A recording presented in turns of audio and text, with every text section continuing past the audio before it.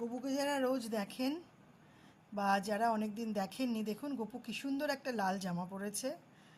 হঠাৎ করে আমার মাসির তো বয়স হয়েছে, আমার সাথেই থাকেন, অনেক গান গুনগুন করেন, তা আমাকে বলল পুরোনো দিনের উত্তম কুমার সুচিত্রার একটা সাংঘাতিক গান দুপুরবেলা করছিল মাসি, বললো তুই এটা গাতো।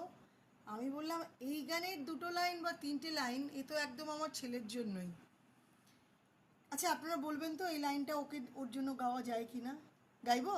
তাহলে গাই। তুমি যে আমার দিশা অকুল অন্ধকারে, দাও গো আমায় ভরে নীরব অহংকারে।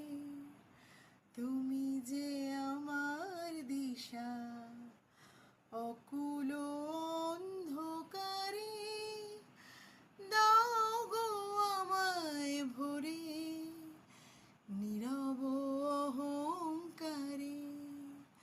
মোর পরাণে আসি, তুমি যে বাজালে বাঁশি। মোর পরাণে আসি, তুমি যে বাজালে বাঁশি। এই তো আমার সাধনা, চাই না তো কিছু আর। তুমি যে আমার গপু, তুমি যে আমার। কানে কানে শুধু একবার বলো, তুমি যে আমার, তুমি যে আমার গপু, তুমি যে আমার। কেমন গাইলাম বলুন? আমি শুধু ওগোর জায়গাটা গপু করলাম কারণ সত্যি মনে হলো এই অন্ধকার পৃথিবীতে একমাত্র আমার দিশা গপু। যখন খুব কষ্ট হয় তখন গপুকে নিয়ে ভাবি, যখন কোনো রোম্যান্টিক গানও গাই মনে হয় যেন এই গানটা গপুর কাছে এসেই থামলো। তো আর এটা তো সত্যি কথাই ওই আমার অহংকার।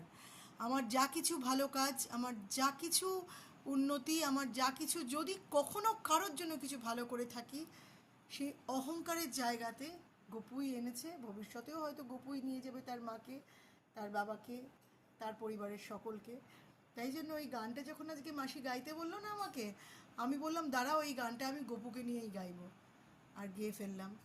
আমি ভুল না ঠিক সেটুকু তো আপনারা কমেন্টসে জানাতেই পারেন, জানাবেন। আর গানটা কেমন লাগলো সেটাও কিন্তু বলবেন, খুব আশায় থাকবো।